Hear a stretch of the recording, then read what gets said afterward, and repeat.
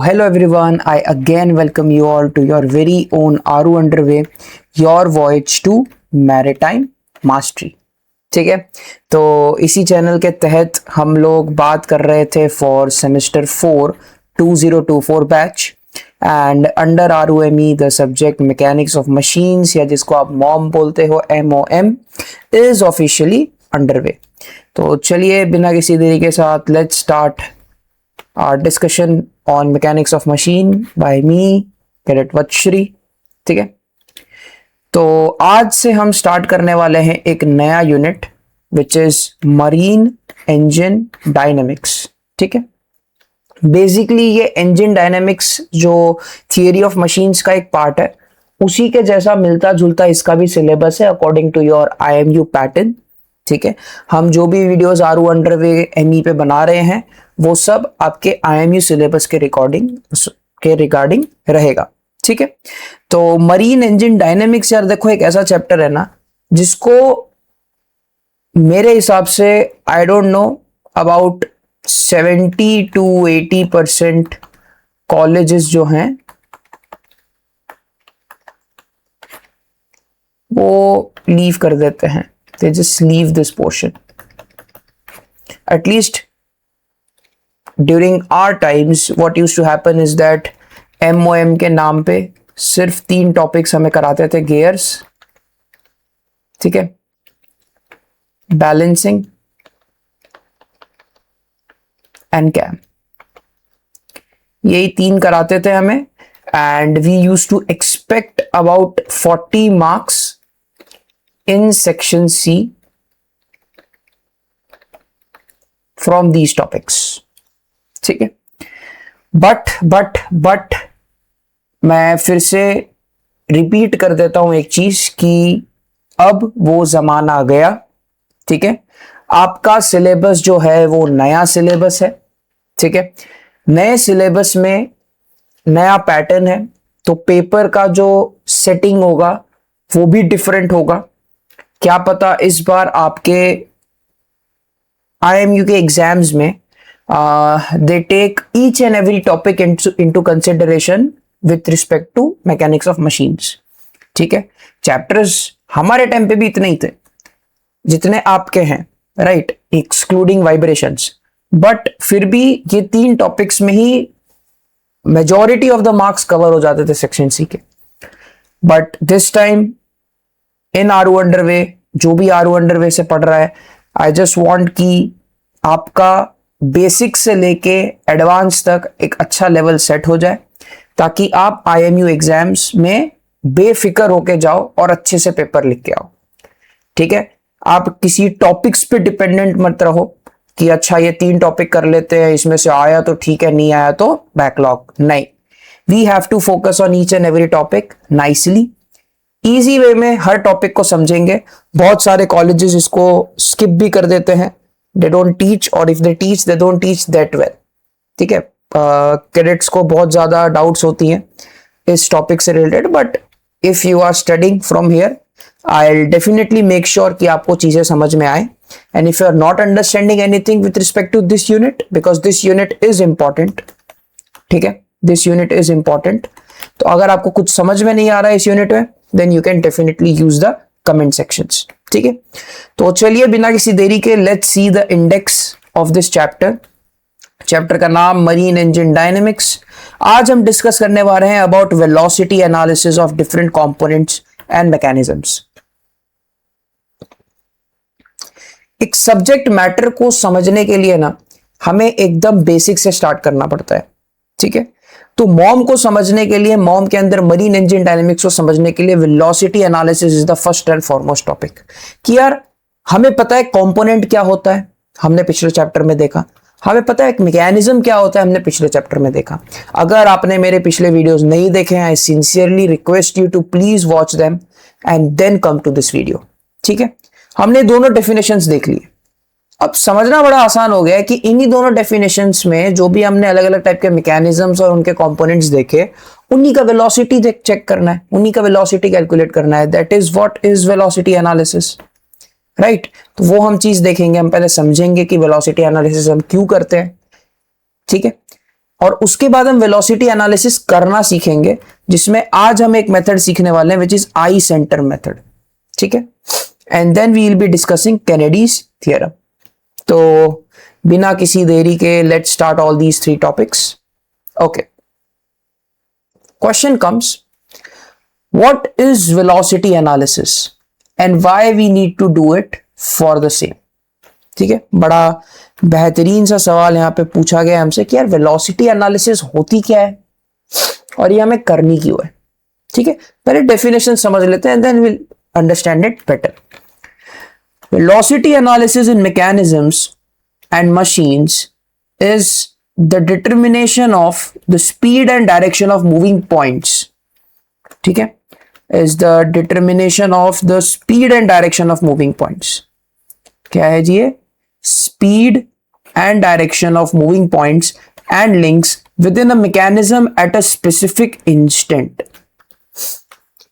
हम कभी भी किसी बॉडी का वेलोसिटी कैलकुलेट करते हैं। फॉर एग्जाम्पल, ये एक सरफेस है, ठीक है, और ये एक बॉल है, ठीक है।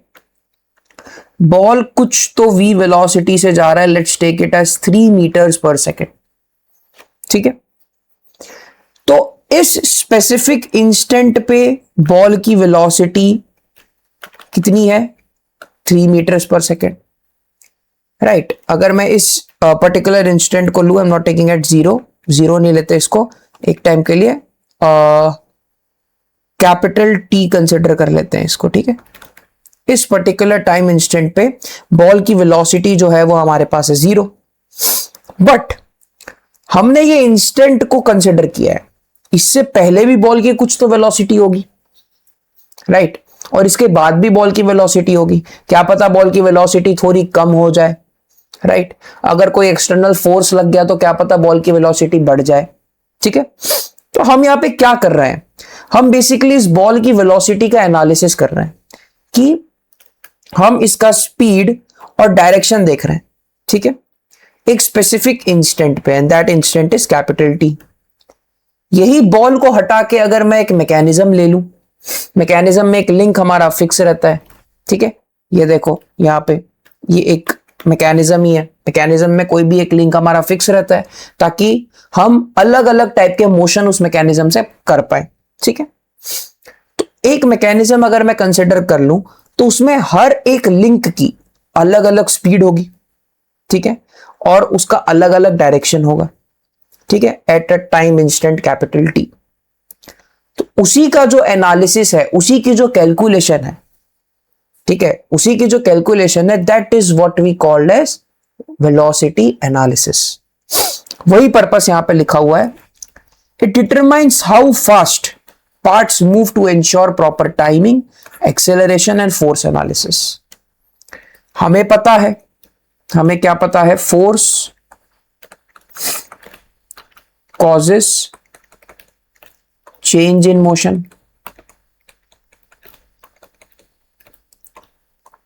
भाई फोर्स से क्या हो रहा है? मोशन चेंज हो रहा है, राइट, करेक्ट। हमें पता है कि वेलोसिटी से हमें एक्सेलरेशन मिलता है। By what we do is कि हम क्या करते हैं, यहां पे डिफरेंशिएट करते हैं और यहां से इंटीग्रेट करते हैं, ठीक है, यहां से इंटीग्रेट करते हैं। हमें पता है कि v is equals to d s by d t, ठीक है, d s by d t, and a is equals to d v by d t. तो d v is what? Integration a d t. अच्छा, यहां पे ये उल्टा हो गया, I am sorry. If you want, हाँ, velocity is given and acceleration निकालना, डिफरेंशिएशन, या correct correct correct, no problem, ठीक है। ये दोनों चीजें क्या हमें पता है? बिल्कुल मालूम है। तो किसी भी लिंक का एक मैकेनिज्म में अगर हम वेलोसिटी निकाल लेंगे तो वहां से एक्सेलरेशन भी हम निकाल पाएंगे और वहां से हम फोर्स के बारे में भी जान पाएंगे, राइट। सिंपल है, इसमें कोई रॉकेट साइंस वाली बात नहीं है। ठीक है, तो चलो यहां पे यार एक मैकेनिज्म कंसिडर करते हैं। ठीक है, फॉर एग्जाम्पल अगर मैं एक ये मैकेनिज्म कंसिडर कर रहा हूं जहां पे ये लिंक को मैंने फिक्स कर दिया। ठीक है, और ये एक मैकेनिज्म मैंने कंसिडर कर लिया, this is A, this is B, this is C, this is D. ठीक है, करेक्ट। अब इस मैकेनिज्म में लिंक कौन कौन से हैं, L1, L2, L3, L4। यहां पे L4 क्या है, फिक्स्ड। क्लियर। अब एक बात को समझो कि अगर L1 किसी वेलोसिटी, एंगुलर वेलोसिटी ओमेगा से घूम रहा है, ओमेगा 1 से, तो इसका भी कुछ तो डायरेक्शन होगा, इसका भी कुछ तो डायरेक्शन होगा, राइट। और कुछ तो वेलोसिटी ओमेगा 2 और ओमेगा 3 होगी। तो एक लिंक को, एक बात को समझो आप कि एक लिंक की आपको वेलोसिटी और डायरेक्शन गिवन होगी। You will be given velocity, ये एंगुलर भी हो सकती है या आपको नॉर्मल वेलोसिटी भी हो सकती है। एंगुलर होगी तो रेड पर सेकंड, रेडियंस पर सेकंड में दिया होगा, नॉर्मल वेलोसिटी मीटर्स पर सेकंड, सेंटीमीटर्स पर सेकंड में दिया होगा। ठीक है, सो you will be given velocity and its direction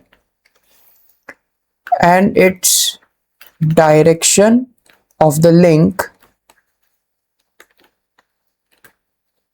ठीक है, तो एक लिंक फिक्स्ड है, ये लिंक क्या है, फिक्स्ड। बाकी सारे लिंक मूवेबल हैं। ठीक है, हमें पता है कि फिक्स्ड लिंक के साथ जो लिंक डायरेक्टली कनेक्टेड होता है उनके बीच में रिलेटिव मोशन होता है। ठीक है, और वो आगे चल के हम पढ़ेंगे कि वो जो है वो ट्रांसलेशन मोशन करता है। अब वो क्या है, कैसे है, हम देखते हैं उसके बारे में। ठीक है, ट्रांसलेशन, रोटेशनल मोशन, इनके बारे में हम पढ़ेंगे। Okay, so you will be given velocity, angular velocity दे सकते हैं, नॉर्मल वेलोसिटी किसी भी एक लिंक का, और उसका डायरेक्शन देंगे। और हमें क्या निकालना है, we have to find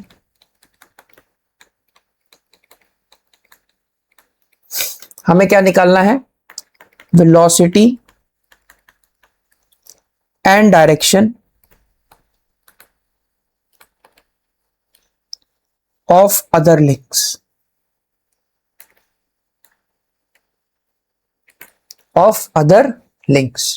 So this is what we called as velocity analysis. क्यों करते हैं, ताकि हम इन्हीं लिंक्स के acceleration, direction of motion, force in पे लगने वाले को स्टडी कर पाए, और इन्हीं सब का यूज करके हम इन मैकेनिज्म्स को यूजफुल मशीन्स में कन्वर्ट कर सकते हैं। राइट, इनका मोशन स्टडी करके ही हम इसको यूजफुल मशीन में कन्वर्ट कर सकते हैं। क्यों, क्योंकि मशीन क्या कर रहा है, मशीन कुछ मोशंस के कॉम्बिनेशन से ही हमें एक यूजफुल वर्क दे रहा है। राइट, तो उसी चीज को कंसिडर करते हुए हम वेलोसिटी एनालिसिस और एक्सेलरेशन एनालिसिस जैसी चीजें करते हैं। तो आई होप सो मैंने इस पे इतना ध्यान क्यों दिया आपको समझ में आ गया होगा। Right, and I don't think so कि नाउ आप में से किसी को ये नहीं समझ में आएगा या ये समझने में डिफिकल्टी नहीं होगी कि why we are doing velocity analysis. ठीक है, तो चलिए अब हम देखते हैं यार कि वेलोसिटी एनालिसिस क्या होता है। तो समझ में आ गया, इसको समझने में अब कोई दिक्कत नहीं है। लेकिन अब जो चीज हमें समझनी है हमारे सिलेबस पॉइंट ऑफ व्यू से इज दैट कि कौन कौन से मेथड्स हैं जिनको हम यूज करेंगे टू सॉल्व वेलोसिटी एनालिसिस। ठीक है, तो there are a total of 3 methods to solve problems on velocity analysis and they are as follows. सबसे पहला मेथड है instantaneous center या आई सेंटर मेथड, दूसरा है हमारे पास रिलेटिव वेलोसिटी अप्रोच, एंड तीसरा है हमारे पास एनालिटिकल मेथड। ठीक है, तो इन्हीं 3 मेथड्स का यूज करके हम लोग क्या करेंगे, प्रॉब्लम्स को सॉल्व करेंगे, वेलोसिटी एनालिसिस उन प्रॉब्लम्स का करेंगे, उन डिफरेंट मैकेनिज्म्स का, बड़े तरह के मैकेनिज्म्स हैं, उनका वेलोसिटी एनालिसिस हम करेंगे। राइट, अब देखो बहुत सिंपल सा लॉजिक है, ये तीनों मेथड्स हम सीखने वाले हैं, मगर अगर एग्जाम में अगर आपको कोई भी मैकेनिज्म दिया और उसकी वेलोसिटी एनालिसिस पूछी जा रही है, अगर मेथड स्पेसिफाई नहीं हुआ है, you can use any of the above method, and if the method is specified then you have to use that particular method and it makes sense. ठीक है, तो चलिए अब हम आगे बढ़ते हैं and now we are going to understand what is instantaneous centre और आई सेंटर मेथड। ठीक है, पहले डेफिनेशन समझ लेते हैं, उसके बाद हम समझेंगे इसको अच्छे से कि ये मेथड कैसे हो रहा है, और बड़ा प्यारा मेथड है। ठीक है, इस मेथड को समझने के लिए थोड़ा सा विजुअलाइजेशन चाहिए, बट वील मेक श्योर कि आपको ये चीज समझ में आ जाए। ठीक है, तो चलिए, द इंस्टेंटेनियस सेंटर और I centre method in the theory of machines मॉम is a kinematic analysis technique used to determine the velocities of links in a mechanism by identifying a virtual instantaneous center of rotation. This is the most important line. मैं इसका एक box भी बना देता हूं and I hope so मैं जो जो चीजें यहाँ पे बता रहा हूं उसको आप अपने नोटबुक में लिख रहे होंगे, एंड आई जस्ट वांट कि आप मॉम के लिए एक सेपरेट नोटबुक बनाएं if you are following our underway any, और उसमें वो सब चीजें लिखे जो भी मैं यहाँ पे आपको लिख के दिखा रहा हूं। ठीक है, और जो जो चीजें यहाँ पे लिखी हुई भी हैं आप उन्हें भी प्लीज नोट डाउन करें। ठीक है, identifying a virtual instantaneous centre of rotation, ये चीज अगर हमें समझ में आ गई ना तो आई सेंटर मेथड सॉर्ट हो गया, कोई दिक्कत नहीं है, और इसी चीज को हम समझेंगे। ठीक है, एक पॉइंट जो अभी समझने वाला है या याद रखने वाला वो यही है कि बड़ा सिंपल सा है कि we will perform velocity analysis only on those mechanisms with a degree of freedom as 1। हमने पिछले चैप्टर में डिग्री ऑफ फ्रीडम निकालना सीखा था, यहां पे आपको डिग्री ऑफ फ्रीडम निकालने की जरूरत नहीं है। हम यही अज्यूम करके चलेंगे कि हमें जो गिवन मैकेनिज्म है उसका डिग्री ऑफ फ्रीडम जो है वो 1 है। ठीक है, और अगर आपको अज्यूम नहीं करना देन आपको लिंक्स दी हुई हैं, आपको जॉइंट्स मालूम ही है, और आपको लोअर पेयर हायर पेयर पता ही है, आप उसके बेसिस पे भी डिग्री ऑफ फ्रीडम उस मैकेनिज्म का निकाल सकते हो before doing its velocity analysis. But mostly जो भी क्वेश्चन हमारे पेपर में आएंगे that will be related to DOF 1 only. ठीक है, इसी के साथ साथ इस चीज को हम लोग आगे देखते हैं, बट इसको समझने से पहले वील अंडरस्टैंड कि ये virtual instantaneous centre of rotation क्या है। ठीक, ओके, तो अब देखो यहां पे सबसे पहले एक चीज को समझते हैं हम लोग कि प्योर ट्रांसलेशन मोशन क्या है। प्योर ट्रांसलेशन मोशन क्या होता है,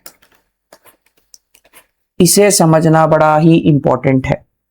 ठीक है, तो इसको समझने के लिए सिर्फ एक ही पॉइंट का ध्यान रखना है कि इसमें सेम वेलोसिटी रहेगी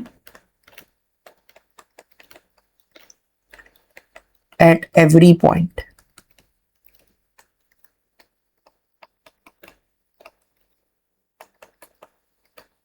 इन a link.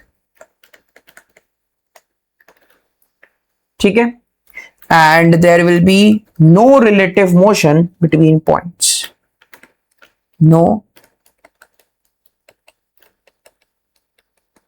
relative motion between points. ठीक है, तो इस चीज को समझो, अगर मेरे पास कोई भी एक पर्टिकुलर लिंक है ऐसा, ठीक है, कोई भी पर्टिकुलर लिंक है ऐसा, ओके, तो अगर इसको मैं मान लेता हूं A पॉइंट एंड इसको मैं मान लेता हूं B पॉइंट, तो अगर मेरा A पॉइंट किसी वेलोसिटी से मूव कर रहा है और मेरा B पॉइंट भी उसी वेलोसिटी से मूव कर रहा है, same magnitude and same direction, इसको मान लेते हैं V, तो यहां पे मौजूद जितने भी पॉइंट्स होंगे वो सब भी सेम वेलोसिटी से ही मूव करेंगे। Then the body is said to be in pure translation motion. ठीक है, प्योर ट्रांसलेशन मोशन में फिर हम बोलेंगे कि हमारी बॉडी प्रेजेंट है। ठीक है, तो ये है हमारा प्योर ट्रांसलेशन मोशन की फर्स्ट पॉइंट।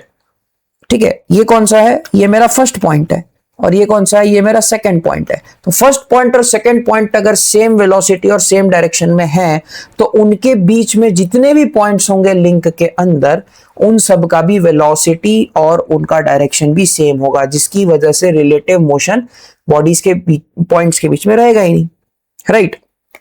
वी बी ए ले लो या वी ए बी ले लो, it is only equals to 0। ठीक है, ओके। अब एक और चीज को हम समझते हैं कि भाई अगर प्योर ट्रांसलेशन नाम की भी कोई चीज होती है, तो प्योर रोटेशन नाम की भी कोई चीज होती है। अगर कोई बॉडी प्योर ट्रांसलेशन मोशन कर रहा है, तो वो प्योर रोटेशनल मोशन भी करेगा। ठीक है, तो वो कैसे समझेंगे? तो मान लो यहां पे एक फिक्स्ड लिंक है, ठीक है, और फिक्स्ड लिंक से यहां पे मैंने एक मूवेबल लिंक को कनेक्ट कर दिया है। ठीक है, फिक्स्ड लिंक से मैंने यहां पे एक मूवेबल लिंक को कनेक्ट कर दिया है। ओके, अब एक चीज को समझो, अगर ये ए पॉइंट है तो यहां पे कहीं पे मैं मान लेता हूं बी पॉइंट होगा, राइट? और ये कुछ तो ऐसे ओमेगा की स्पीड से मूव करेगा। ठीक है, कुछ तो ऐसे ओमेगा की स्पीड से मूव करेगा। तो अगर मेरे को निकालना है कि इस पॉइंट पे वेलोसिटी क्या होगी, ठीक है, वी ए, तो वो क्या हो जाएगा? Very simple, very simple. क्या होगा? ये डिस्टेंस को मान लेते हैं आर, तो it is nothing but R into omega, right? Simple है, ठीक है। और अगर ये पॉइंट है मान लो, तो ये जो डिस्टेंस होगा इसको मान लो एज आर डैश, तो वी बी हमारे पास क्या हो जाएगा? R dash into omega. मतलब इस केस में एक चीज को समझो, V A and V B are different. ठीक है, सो यहां से मैं क्या इन्फर कर सकता हूं? एक ही चीज कि there will be relative motion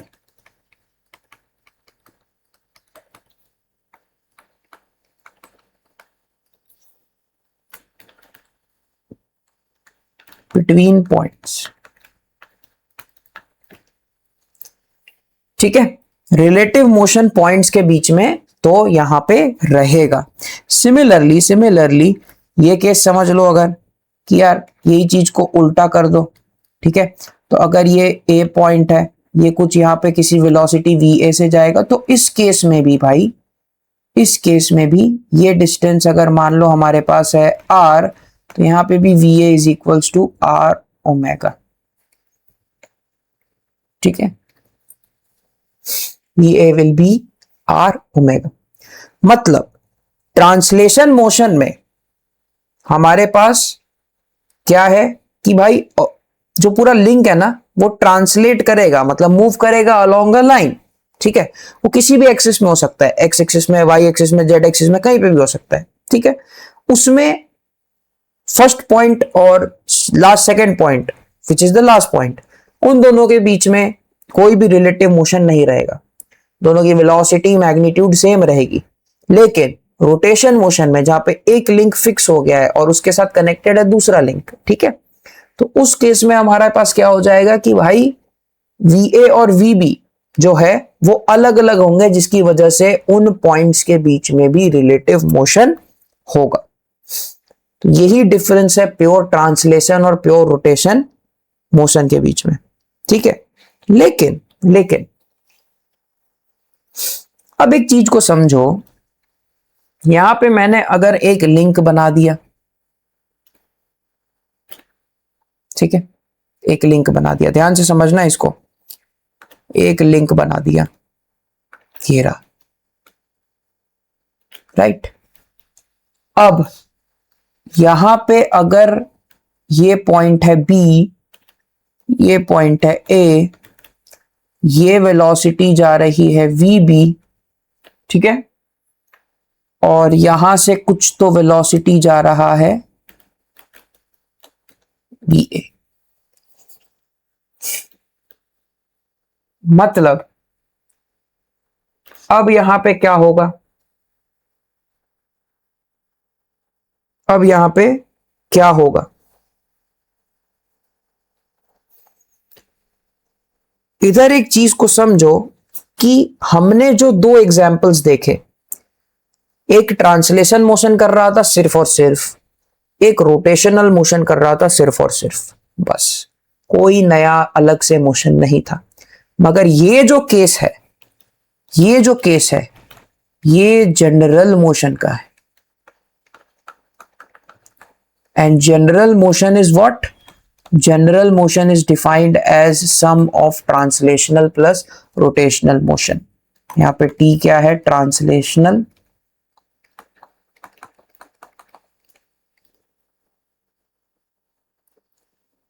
rotational and this is rotational। और इसी तरीके के मोशंस जो है ना वो हमें दिखते हैं, ठीक है। प्योर रोटेशनल मोशन सॉल्व करना बड़ा आसान है, v is equal to R omega. Pure translational motion solve करना उससे भी ज्यादा आसान है। जो फर्स्ट पॉइंट का वेलोसिटी रहेगा वही हर पॉइंट पे सेम रहेगा, तो हमें वहां कुछ कैलकुलेशन ही नहीं करना, ठीक है। लेकिन जनरल मोशन के केस में तो बातें कुछ और ही हो जाएंगी, है ना। तो उन्हीं बातों को समझने के लिए हम आई सेंटर मेथड का यूज करते हैं।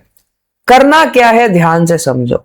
यहां पे ये जो लिंक है, ए बी जो लिंक है, ये कुछ तो मोशन कर रहा है, कुछ तो मोशन कर रहा है। वीए इसको कहीं लेके जाने की ट्राई कर रहा है, वीए इसको कुछ तो इस डायरेक्शन में लेके जाने की ट्राई कर रहा है, वीबी इसको कुछ तो इस डायरेक्शन में लेके जाने की ट्राई कर रहा है, ठीक है।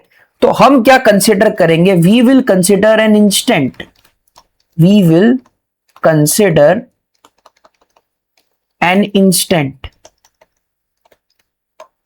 ठीक है। एक इंस्टेंट पॉइंट कंसिडर करेंगे सबसे पहली चीज। अब वो पॉइंट कैसे कंसिडर होगा? तो बड़ा सिंपल है यार, ध्यान से देखना, कुछ नहीं करना।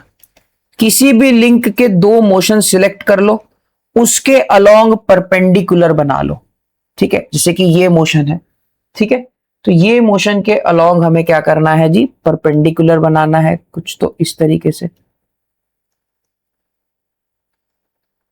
ठीक है। ये बन गया परपेंडिकुलर, मैं इसको इरेज कर देता हूं। एंड देन इस मोशन के अलोंग कुछ तो परपेंडिकुलर बना लो, ये बन गया perpendicular, right. This is your 90 degrees and this is your 90 degree. Draw perpendiculars from the 2 points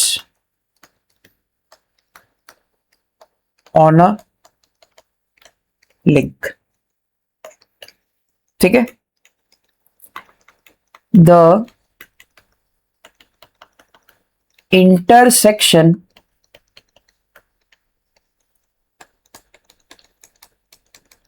of these points will give you I center point, I center point। मतलब ये जो पॉइंट होगा ना, this is what we called as instantaneous center of rotation, instantaneous. अगर spelling mistake होगी तो please माफ कर देना, ठीक है। वो कमेंट सेक्शन में मत लिखना कि भाई आपकी स्पेलिंग मिस्टेक गलत है, ये है वो है, ठीक है। इंस्टेंटेनियस सेंटर ऑफ रोटेशन मतलब जनरल मोशन दो तरीके का सम होता है, ट्रांसलेशन प्लस रोटेशनल मोशन, है ना। तो हम यहां पे क्या करेंगे कि हम एक इंस्टेंट पॉइंट कंसिडर करेंगे, ठीक है। और वही इंस्टेंट पॉइंट कैसे मिलेगा हमें? ऐसे कि हम एक लिंक के दो एंड्स जहां पे जो भी मोशन हो रहा है उसको कंसिडर करेंगे, उन मोशन के अलोंग परपेंडिकुलर ड्रॉ करेंगे मोशन के रिस्पेक्ट में, हाँ, with respect to motion, with respect to the velocity, ठीक है, with respect to velocity, with respect to ये वेलोसिटी ड्रॉ परपेंडिकुलर, ठीक है। और जो भी इनका पॉइंट ऑफ इंटरसेक्शन होगा that will be instantaneous centre of rotation, यानी कि ये चीज इंस्टेंटेनियस सेंटर ऑफ रोटेशन, और ये वर्चुअल होगा, दिस विल बी वर्चुअल। अच्छा, इसी इंस्टेंटेनियस सेंटर ऑफ रोटेशन को पकड़ के ही हम वेलोसिटी एनालिसिस निकाल सकते हैं इस लिंक का। ये बात तो समझ में आ गई, ठीक है। ये कैसे पता चलेगी? तो बड़ा सिंपल है, ठीक है, बहुत सिंपल है कि यहां पे हमें क्या करना होगा। आई होप सो आपने ये चीजें लिख ली होंगी, अगर लिख ली हैं देन नो प्रॉब्लम, और अगर नहीं लिखी है then please pause the video, write it down, ठीक है, ओके। तो अब हम चीज को समझेंगे, ठीक है, कि ये इंस्टेंटेनियस सेंटर ऑफ पॉइंट हमने निकाल लिया, इंस्टेंटेनियस सेंटर ऑफ रोटेशन हमें निकाल लिया, आई सेंटर निकाल लिया। अब इस आई सेंटर के मदद से हम कैसे सॉल्व करेंगे? तो देखो यहां पे क्या करेंगे हम लोग, फॉर वीबी, वीबी हो जाएगा, वीबी हो जाएगा, इस पॉइंट को मान लेते हैं आई, ठीक है। तो वीबी हो जाएगा, मान लो इसका कुछ तो है ओमेगा, तो omega into distance between V and I. Similarly V A क्या हो जाएगा हमारे पास, यहां पे वी ए हमारे पास हो जाएगा omega into distance between A and I. मतलब ये जो डिस्टेंस है, राइट, इंटू ओमेगा वर्सेस ये जो डिस्टेंस है, ठीक है, into omega, this will give us V B and V A. तो अब आपको समझ में आया होगा कि यार किसी भी लिंक पे अगर हमें वेलोसिटी निकालनी है तो वो आई सेंटर की मदद से किस तरीके से निकलेगी। हमें वो आई सेंटर ही लोकेट करना है, वो इंस्टेंटेनियस सेंटर ही लोकेट करना है, क्योंकि अगर हमने वो लोकेट कर लिया फिर हम लोग उस लिंक की वेलोसिटी को आराम से निकाल सकते हैं, ठीक है। But again one more thing जो हमें समझना है, ठीक है, कि यार ये करना क्या चाह रहा है। अभी भी मतलब इंस्टेंटेनियस सेंटर ऑफ रोटेशन का वो फील नहीं आया, राइट। अभी भी हमें जो है वो इंस्टेंटेनियस सेंटर ऑफ रोटेशन का जो है वो फील नहीं आया। तो यार अभी उस चीज को हमें समझना है, ठीक है, उसकी वो मीनिंग समझनी है, ठीक है, उसकी मीनिंग हमें समझनी है, वो बड़ी इंपॉर्टेंट है। तो उसको कैसे समझें? तो यार देखो, इस यूनिवर्स में कोई भी ऑब्जेक्ट अगर मोशन कर रहा है, कैसा भी मोशन कर रहा है, ठीक है, जैसे कि मान लेते हैं यहां पे एक गाड़ी जा रही है, ये एक रोड है, ठीक है, और यहां पे गाड़ी नहीं लेते, बॉल ले लेते हैं, ठीक है, बॉल जा रहा है कुछ तो v वेलोसिटी से, ओके। बात ये समझनी है कि कोई भी ऑब्जेक्ट ये कौन सा मोशन कर रहा है, ये लीनियर मोशन कर रहा है, ये लीनियर मोशन कर रहा है, राइट, स्ट्रेट लाइन मोशन कर रहा है, सिंपल। बट किसी भी इंस्टेंटेनियस सेंटर पे, आई सेंटर पॉइंट पे मेरे को, अगर मैं उस पे जाके बैठ गया, ठीक है, अगर मान लो राजू नाम का लड़का है, राजू अपना इस पे आई पॉइंट पे आके बैठ गया, तो उस पर्टिकुलर इंस्टेंट पे, किस पे, पर्टिकुलर इंस्टेंट पे, पर्टिकुलर इंस्टेंट पे मुझे क्या लगेगा, मुझे क्या लगेगा कि there is a pure rotational motion. ये है भाई फील।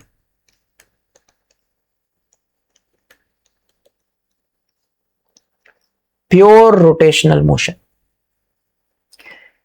यानी बॉल तो मेरा लीनियर मोशन में है, बात को समझो, बॉल जो है मेरा वो लीनियर मोशन में जा रहा है, लेकिन हमेशा एक चीज याद रखना, अगर मैं आई सेंटर पे बैठ गया, अगर मैं उस इंस्टेंटेनियस सेंटर पे बैठ गया राजू की तरह, तो उस पर्टिकुलर इंस्टेंट पे, उस पर्टिकुलर टाइम पे मेरे को वो बॉल जो होगा ना वो रोटेशनल मोशन, प्योर रोटेशन करता हुआ दिखेगा।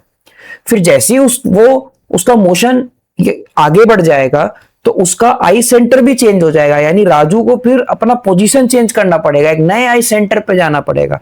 जैसे ही वो उस नए आई सेंटर पे पहुंच जाएगा फिर उसको ये मोशन जो है वो रोटेशनल मोशन जैसा दिखेगा, प्योर रोटेशनल मोशन जैसा दिखेगा।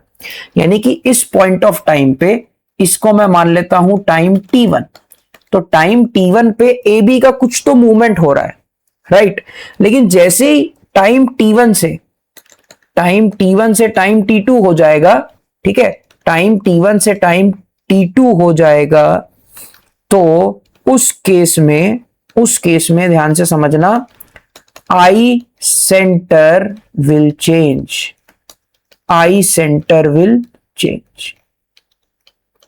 यानी कि हमारे राजू भाई को उस नए आई सेंटर पे जाना पड़ेगा, तब फिर उस t2 इंस्टेंट टाइम पे राजू भाई can see this link going in pure rotational motion.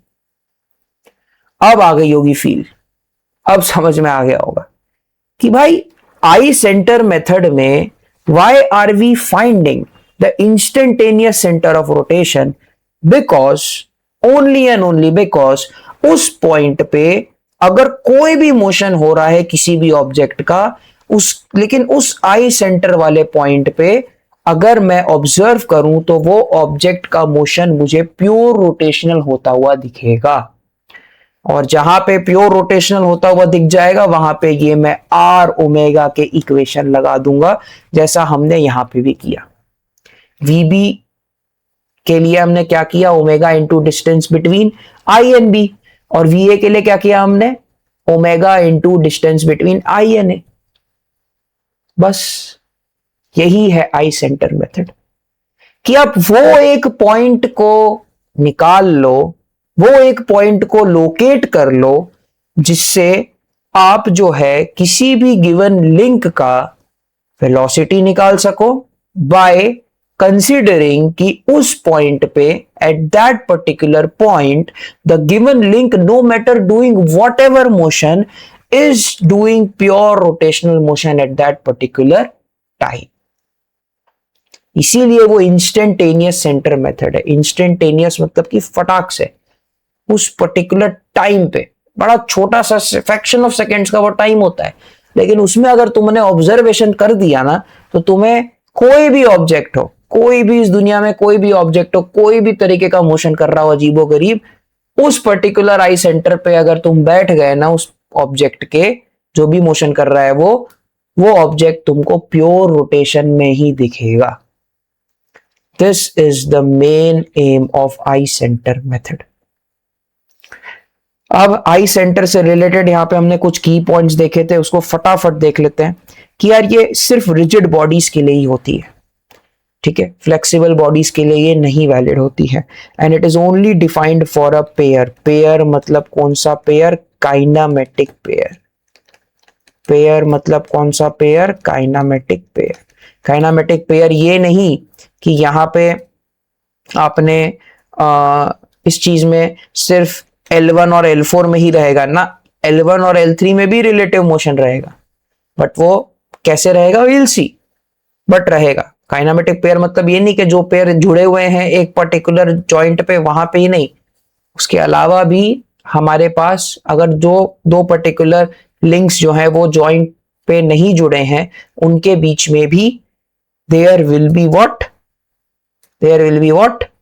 a kinematic pair and we can calculate their velocities as well.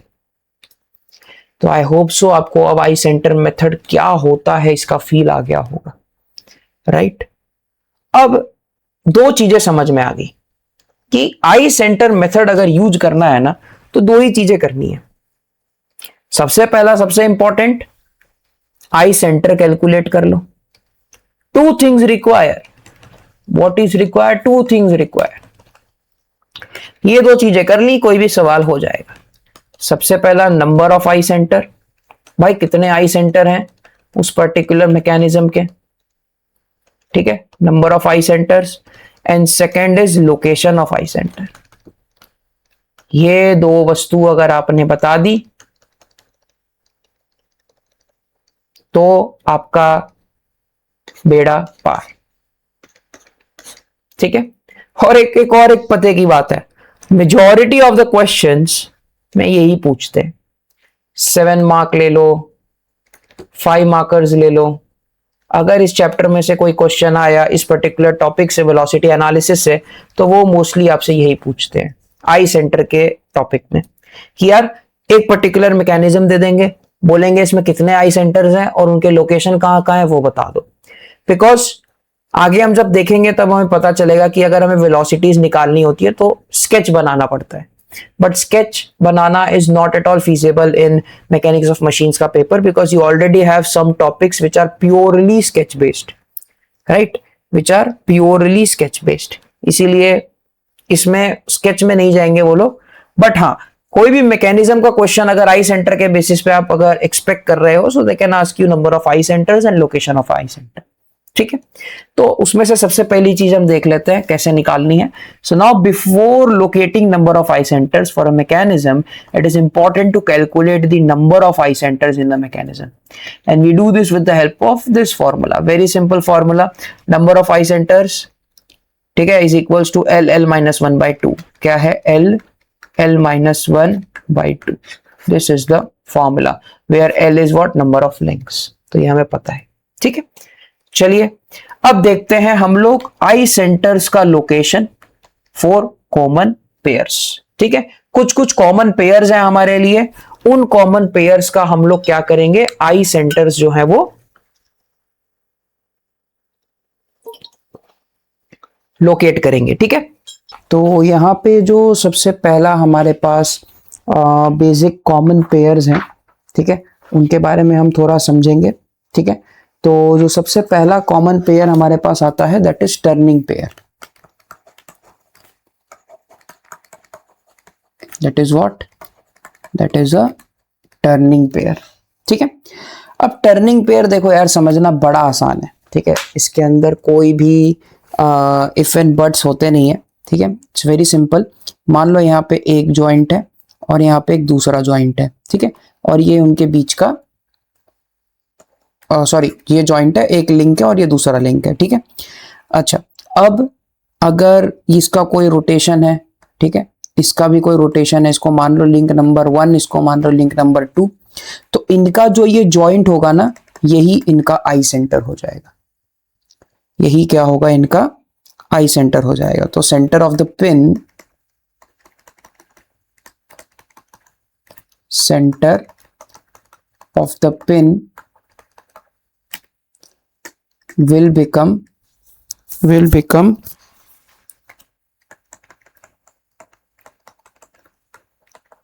an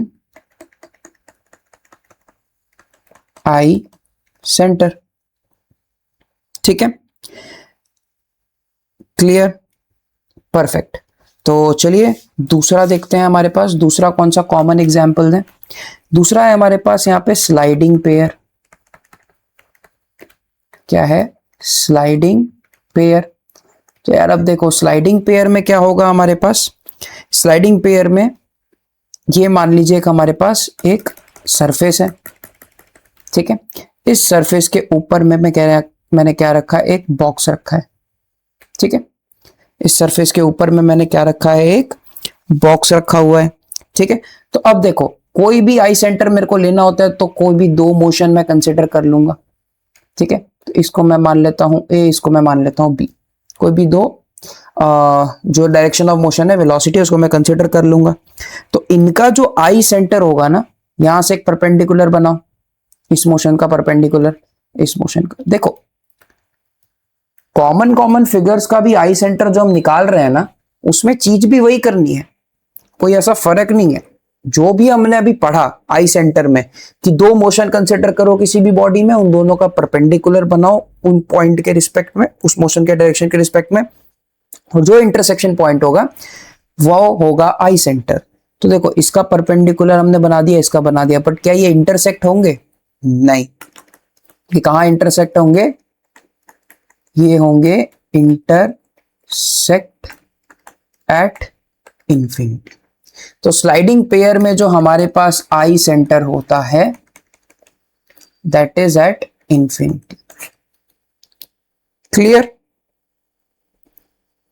perfect, okay. तो अब हम देखते हैं हमारे पास तीसरा जो एग्जांपल है दैट इज रोलिंग पेयर। तीसरे में हमारे पास क्या है? Rolling pair. ठीक है, अब देखो रोलिंग पेयर में क्या होगा, सबसे पहले हम कंडीशन लेंगे नो स्लिप कंडीशन। केस 1 में क्या लेंगे? No slip condition. ठीक है, तो अगेन मान लीजिए ये हमारे पास एक सरफेस है। ठीक है, इस सरफेस के ऊपर मैंने एक डिस्क रख दिया है कुछ इस तरीके से। ठीक है, इस सरफेस के ऊपर मैंने डिस्क रख दिया है, ये डिस्क का मान लीजिए कुछ तो सेंटर है। ठीक है, तो अगेन दो मोशन कंसिडर करूंगा मैं, वेरी सिंपल। तो यहाँ पे देखो एक तो ये मोशन हो जाएगा और दूसरा हमारे पास इस पॉइंट पे जो है वो कौन से मोशन हो जाएंगे? तो ये इस तरीके से घूम रहा है तो एक मोशन इस तरफ को जाएगा, एक मोशन इस तरफ को जाएगा, और ये इसका रिजल्टेंट होगा। ठीक है, विच इज वी पी, अगर इस पॉइंट को मैं बी मान लूं और इस पॉइंट को मैं ए मान लूं। ठीक है, तो एक परपेंडिकुलर डायरेक्शन में जाएगा, ठीक है, और एक आपका टेंजेंशियल डायरेक्शन में जाएगा वेलोसिटी, और उसी का जो प्रोडक्ट होगा मेरे पास that will be v b, right, that will be v b. Okay, तो अभी आप एक चीज को देखो कि यहाँ पे, यहां से भी मैं इसका परपेंडिकुलर बनाऊंगा। ठीक है, और इस फोर्स का परपेंडिकुलर मैं कुछ ऐसे बनाऊंगा। ठीक है, तो यहां कहीं पे, ठीक है, यहां कहीं पे मेरे पास क्या आ जाएगा? आई सेंटर।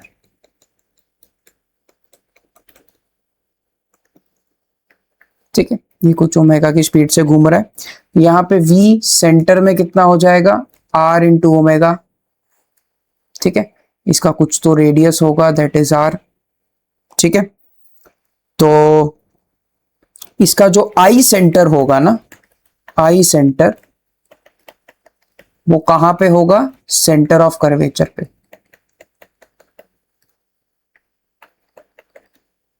या सेंटर ऑफ कर्वेचर भी आप नहीं बोल सकते, आप बोल दो इंटरसेक्शन पॉइंट ऑफ, इंटरसेक्शन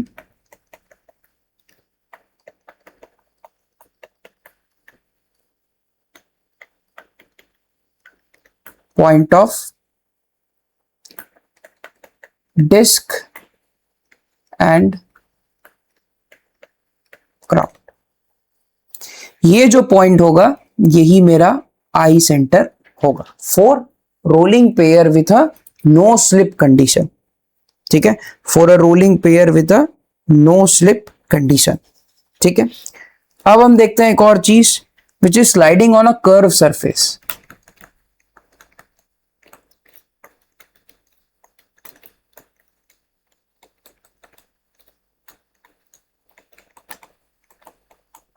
ठीक है, तो यार ये देखो ये क्या होता है हमारे पास कि मान लो मेरे पास एक ऐसा कुछ तो सरफेस है।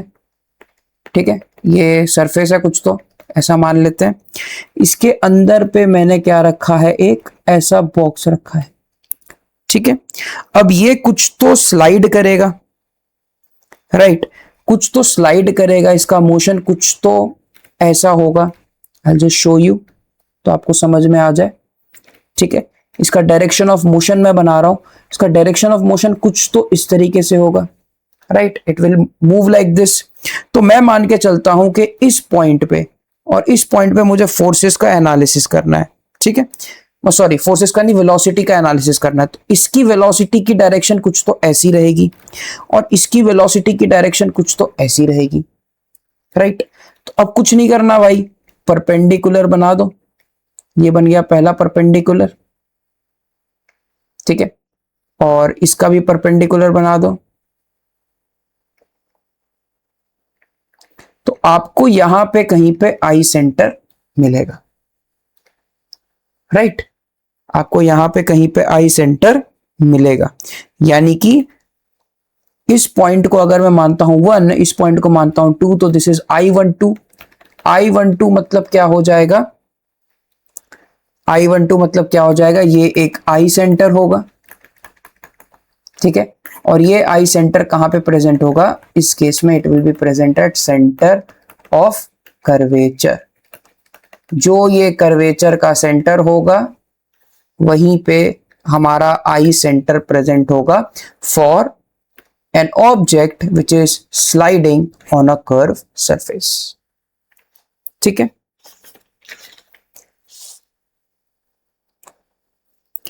अब ये I12 का मतलब पता है क्या है, इस I12 का मतलब ये है कि फ्रॉम हियर, ये हमने डिस्कस कर लिया है पहले भी, बट मैंने आपको ये लिखवाया नहीं था कि फ्रॉम हियर रिलेटिव मोशन, हमें पता है रिलेटिव मोशन लिंक्स के बीच में होना जरूरी है तभी मशीन बनेगा, ऑफ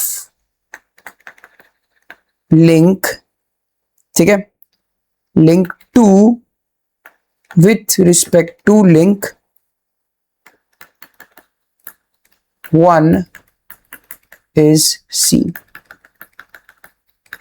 यानी कि लिंक 1 पे ऑब्जर्वेशन रख के हम लिंक 2 का जो मोशन देखेंगे ना, दैट विल बी I12, और I21 क्या हो जाएगा, relative motion of link 1 with respect to link 2 is C, ठीक है।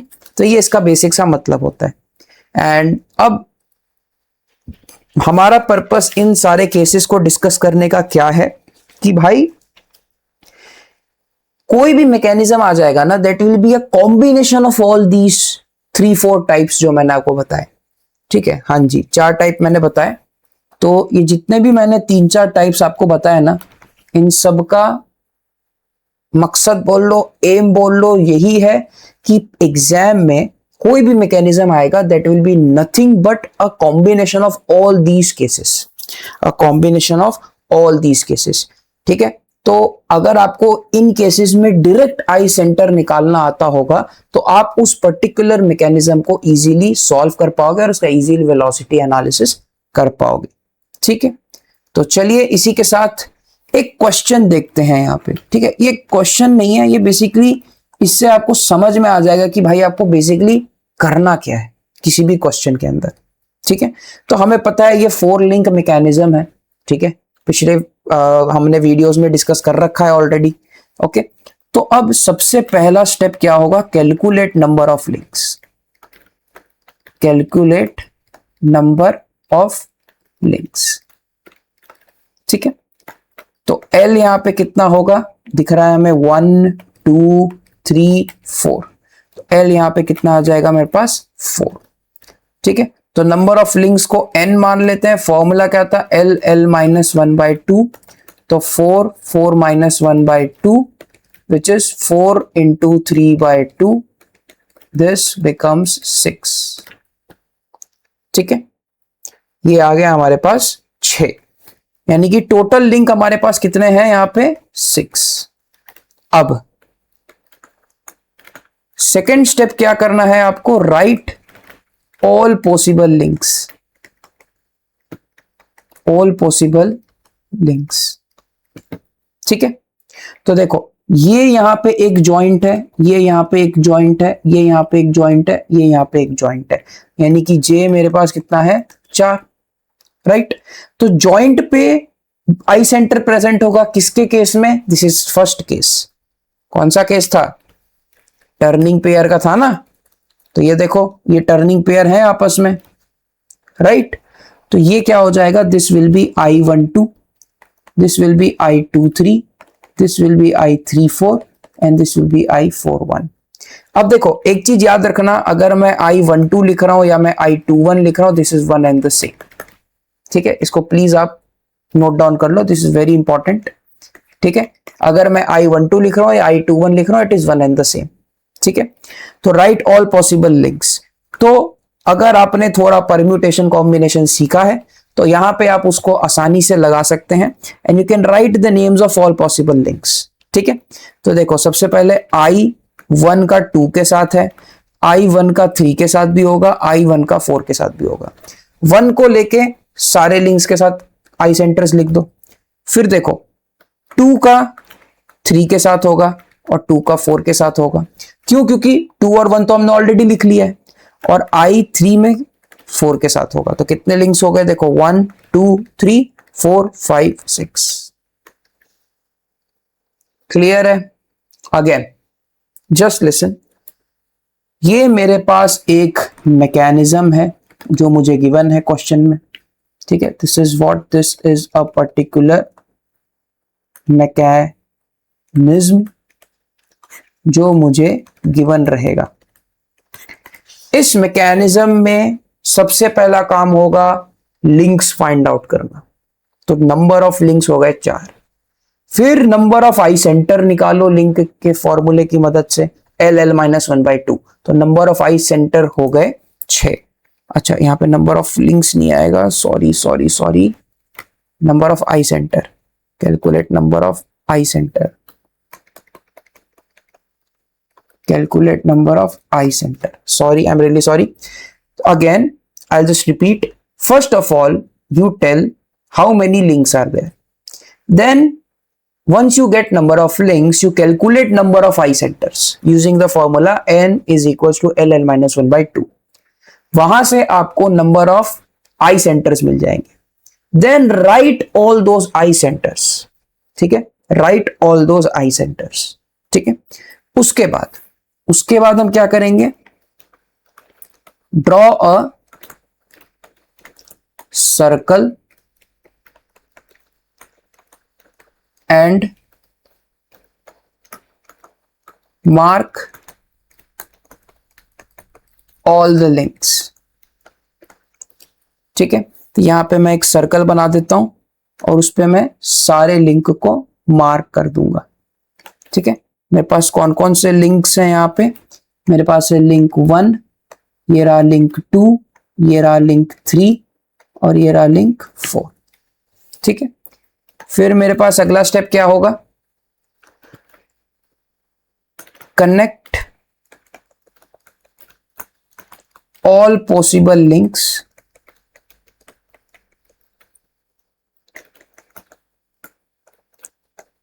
which you marked in the figure.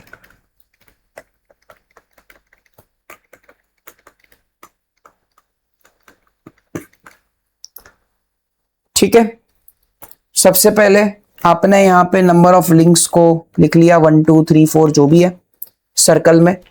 अब देखो जो जो लिंक आपने यहां पे connect all possible eye centers,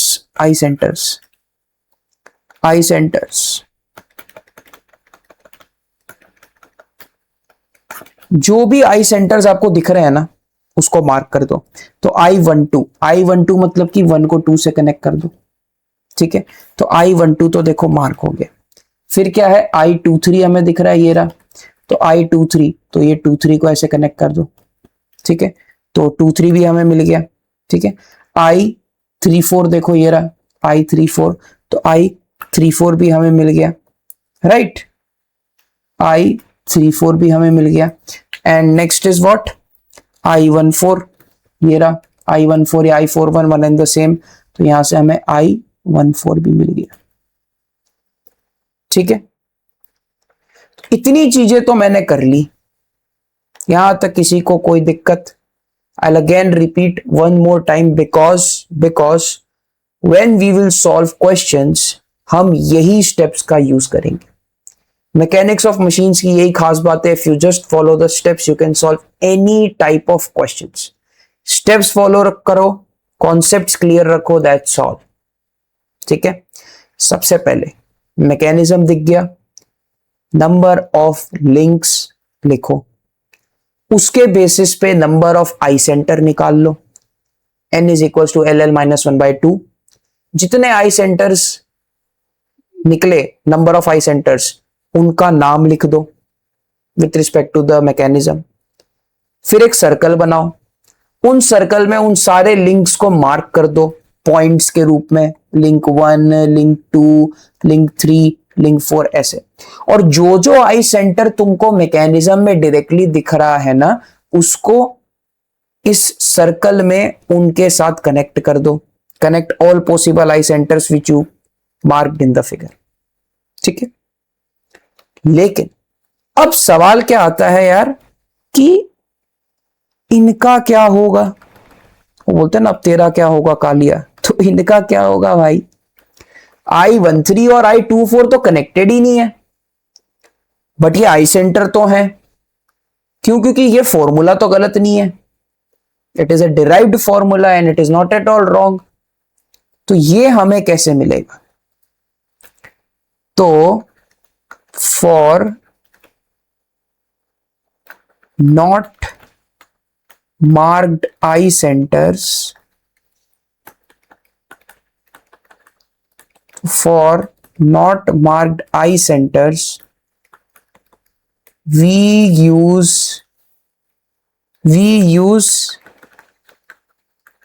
Kennedy's theorem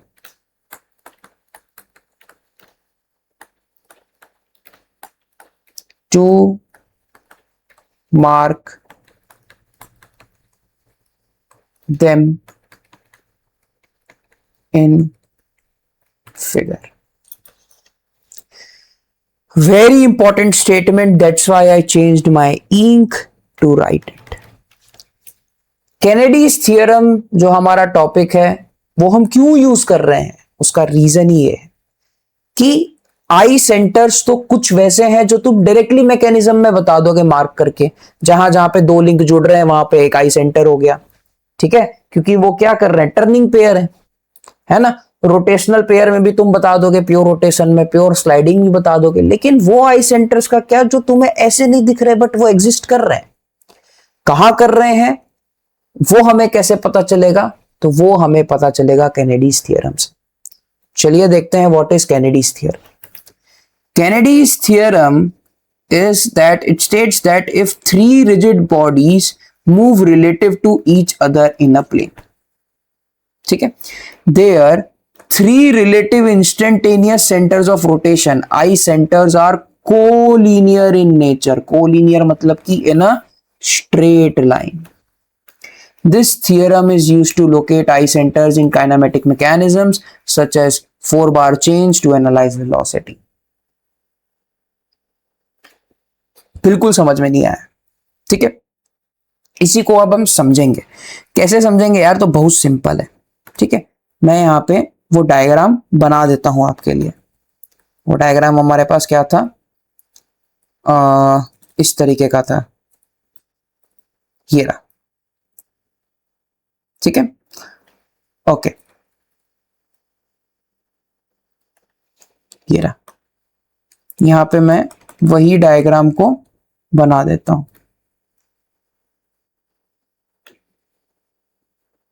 या कुछ और भी बना देंगे चलेगा, बट 4 लिंक मैकेनिज्म है, ठीक है। ये चीज मैंने यहां पे बना दी। अब देखो एक चीज भाई,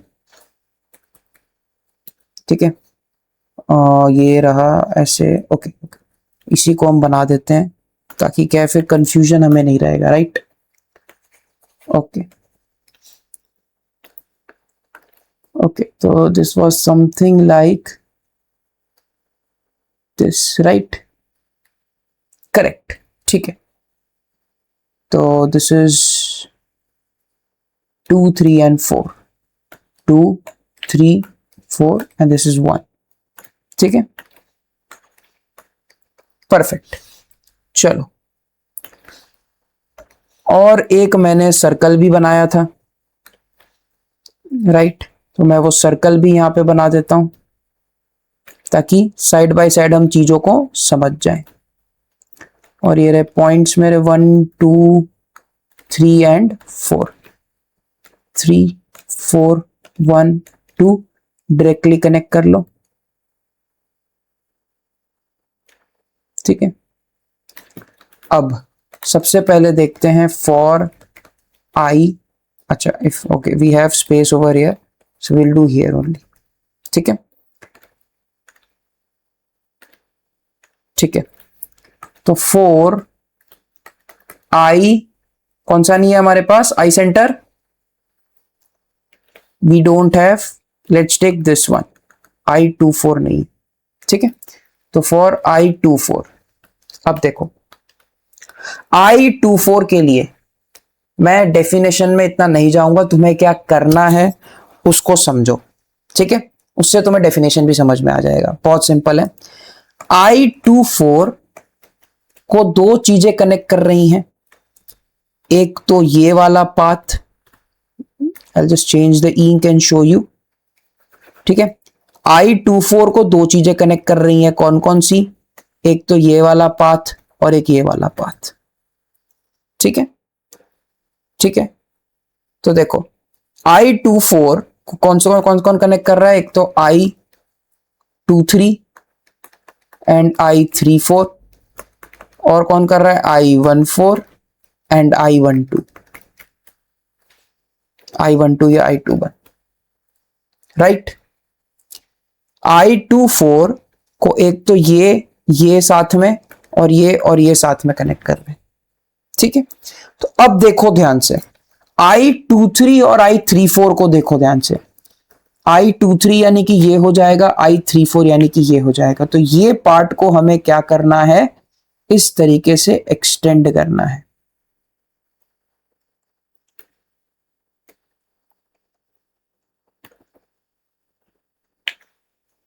ठीक है। सिमिलरली I14 और I21 को हमें इस तरीके से एक्सटेंड करना है, this is I21 and this is I14, ठीक है।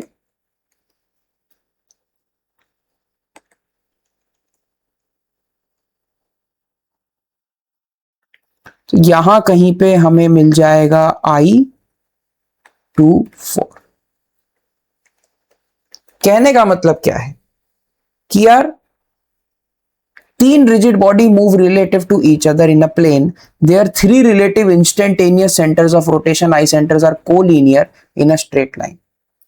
मतलब कि हमने क्या किया यहां पे, ये एक ये दोनों आई सेंटर्स का लिया पार्ट हमने, और इसको हमने एक्सटेंड किया, ये जहां पे भी मीट कर रहे हैं वहां पे ये तीसरा आई सेंटर आ जाएगा, और ये तीनों आई सेंटर्स जो होंगे these three eye centers will be collinear, मतलब कि in a straight line, यानी कि हमारे पास ये वाला and this all three will be what, collinear,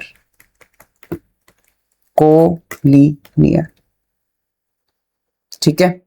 similarly अब आप देखो I24 हो गया, I13 देख लेते हैं, 13 कैसे है, ठीक है।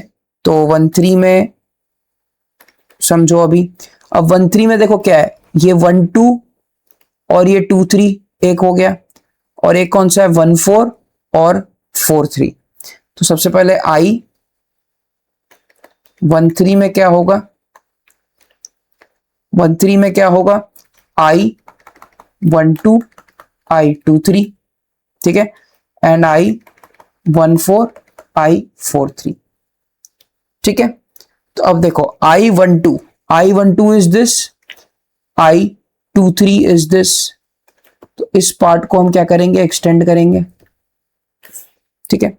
एक्सटेंड करने में मेरे से अगर थोड़ा सा वो हो जाए तो please just excuse that, because I am not using proper geometrical means to construct this. मेरा मकसद है आपको कॉन्सेप्ट समझाना, ठीक है। I13 को दूसरा जो आई सेंटर कनेक्ट कर रहा है दैट इज व्हाट, 14 एंड 43, तो ये रहा 43, ये रहा 14, तो इसको भी एक्सटेंड कर दो, तो यहां कहीं पे तुम्हें क्या मिल जाएगा, I13।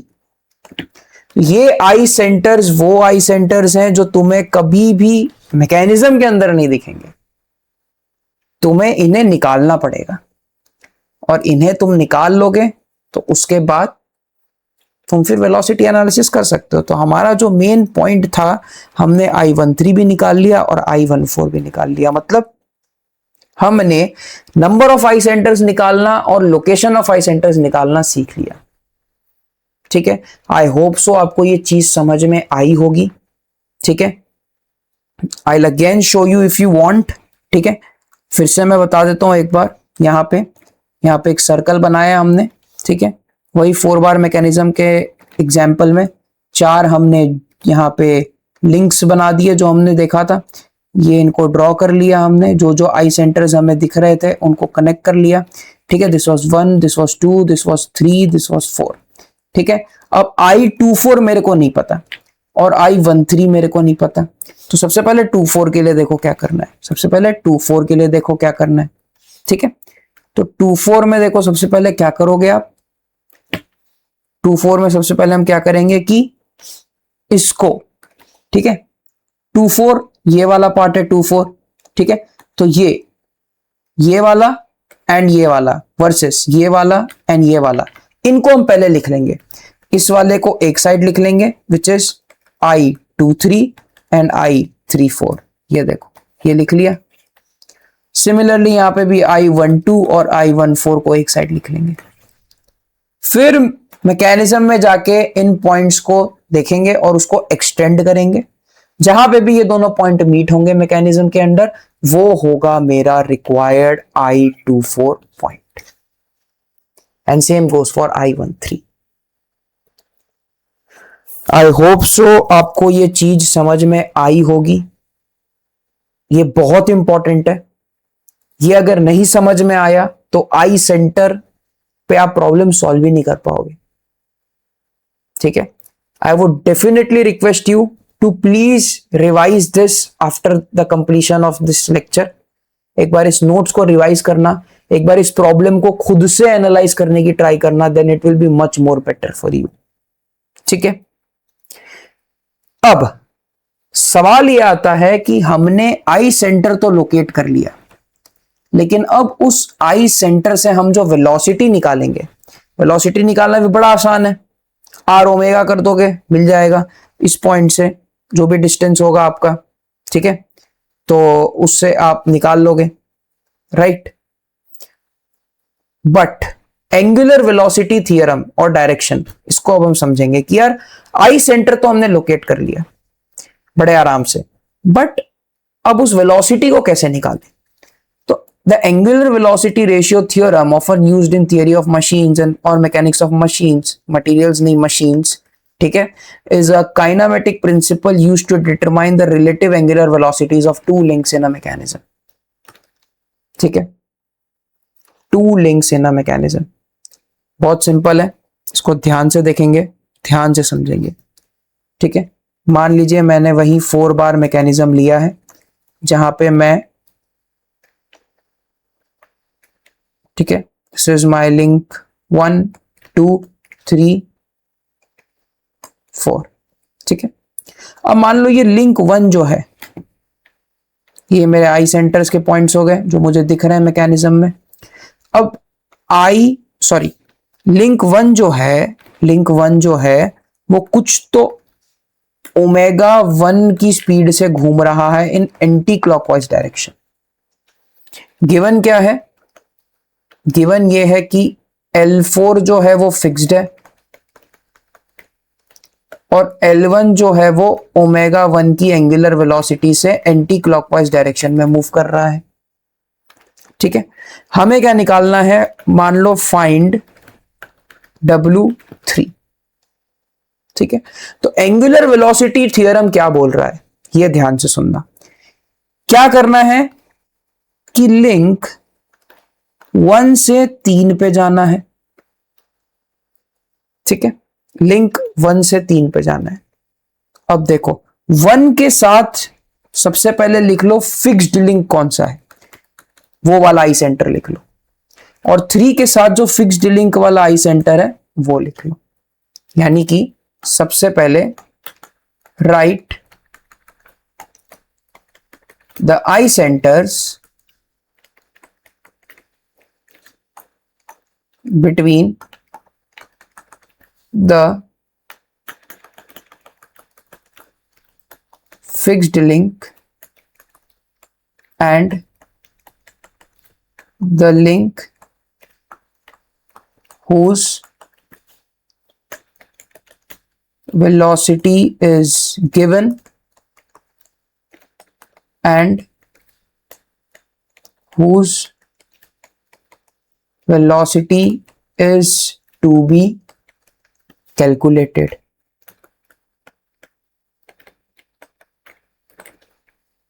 ठीक है, ये काम सबसे पहले कर लो।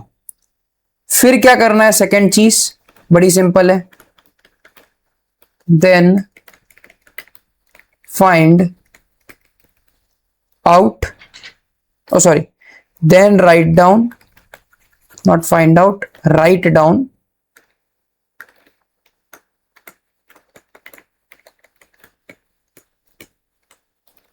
क्या करना है, write down the, क्या लिखेंगे हम लोग, कौन सा, common I centre.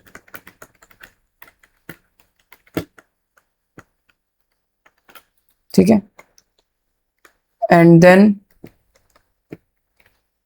Use the formula.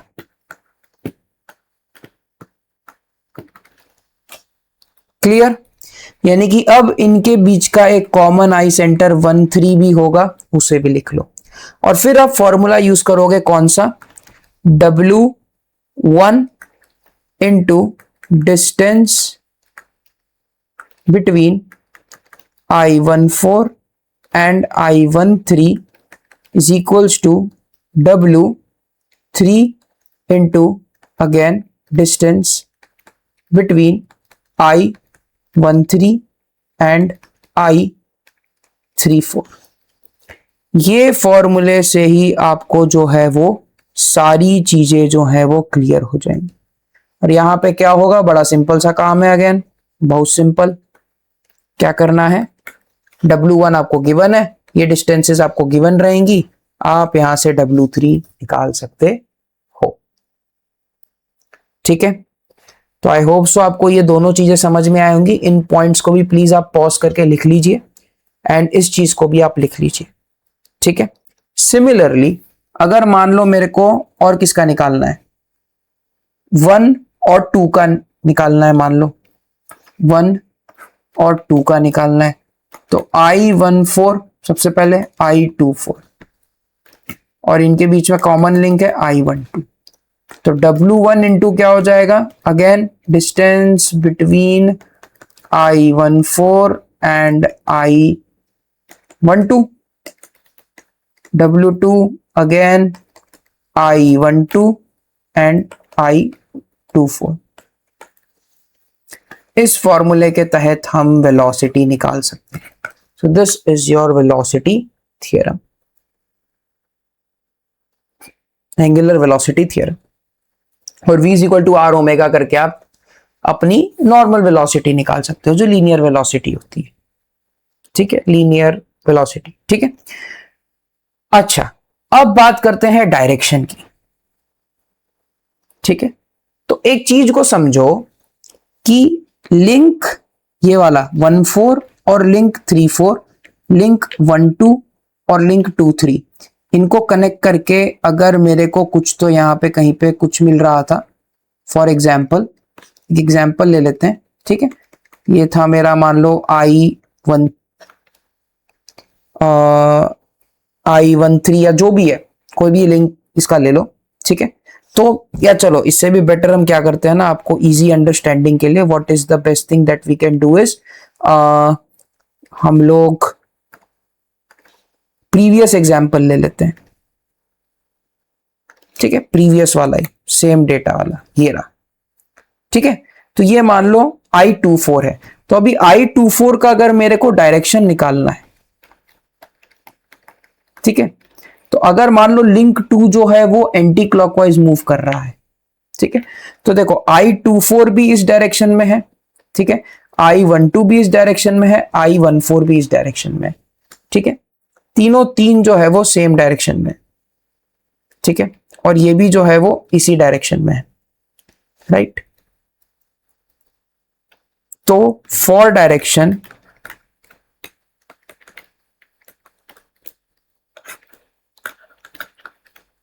all eye centers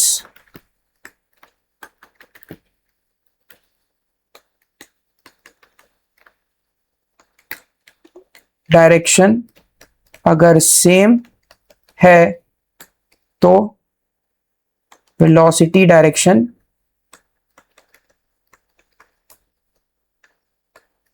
भी सेम होगा।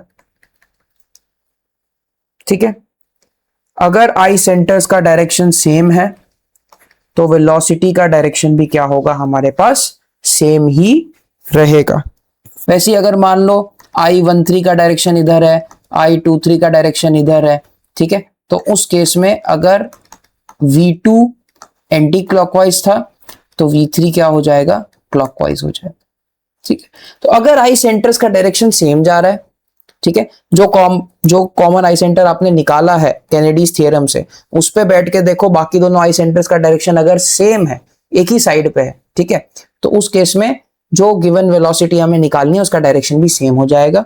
और अगर उस आई सेंटर पे बैठ के आपने देखा कि बाकी जो दोनों आई सेंटर्स की जो लाइन हमने यूज की है ज्वाइन करने के लिए, उनका डायरेक्शन अलग अलग है, तो उस केस में आप क्या करोगे, in that case it's very evident that you will consider a change in the direction of the velocity. यानी अगर V2 एंटी क्लॉकवाइज होगा तो V3 जो हमें निकालना होगा दैट विल बिकम क्लॉकवाइज।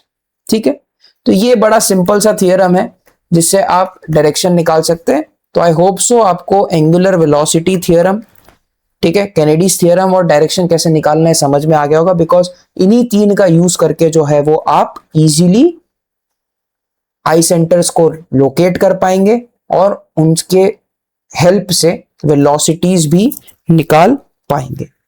तो इसी के साथ thank you for sailing with us at Aaru underway. Your journey to mastering marine engineering has just begun. As always Tuesday for engineering mechanics and Thursday आप लोगों के लिए मॉम के वीडियोस आते रहेंगे। ठीक है, चैप्टर 1 की जो डीपीपी है वो मैं आपको बता दूंगा कमेंट सेक्शन में। अगर इस वीडियो के साथ आनी होगी तो इसके साथ आएगी, वरना नेक्स्ट वीडियो के साथ आएगी। अगले वीडियो में हम आई सेंटर्स पे कुछ बहुत अच्छे अच्छे सवाल करेंगे जिससे आपको ये पूरा कॉन्सेप्ट समझ में आ जाएगा। तो मेरी आपसे एक ही विनती है, I have a very humble request and from you guys कि प्लीज नोटबुक पेन लेके बैठा करो जब भी मॉम का ये लेक्चर अटेंड कर रहे हो, and whatever we have written in this particular lecture अभी वीडियो खत्म करने के बाद प्लीज एक बार रिवाइज कर लेना।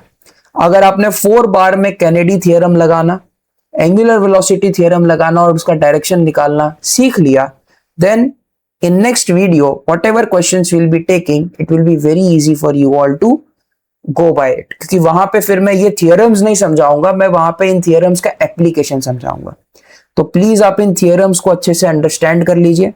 ठीक है, एक बार नहीं समझ में आया उस वीडियो में उस पार्ट को वापस से रिवाइंड करके देखो और समझो। ठीक है, और अगर तब भी नहीं समझ में आया then please use the comment section, I will definitely help you out. ठीक है, वीडियो में एक छोटा सा सेक्शन ले लेंगे and there we can definitely help you out. ठीक है, तो इसी के साथ साथ I would again request you all to please like, share and subscribe my channel, as well as please उन तक ये वीडियो जरूर पहुंचाओ जिनको मॉम में बहुत ज्यादा प्रॉब्लम हो रही है, जिन्हें मैकेनिक्स ऑफ मशीन्स बिल्कुल समझ में नहीं आ रहा, बिकॉज हम पूरा बेसिक से फ्रॉम स्क्रैच चालू कर रहे हैं। ठीक है, एंड आई होप सो आपको कोई दिक्कत नहीं आ रही होगी, and if you have any problems, any suggestions for us for Aaru underway ME, you can definitely use the comment section and we will definitely help you out with it. इसी के साथ please again like, share, subscribe, stay curious and keep moving forward. Thank you.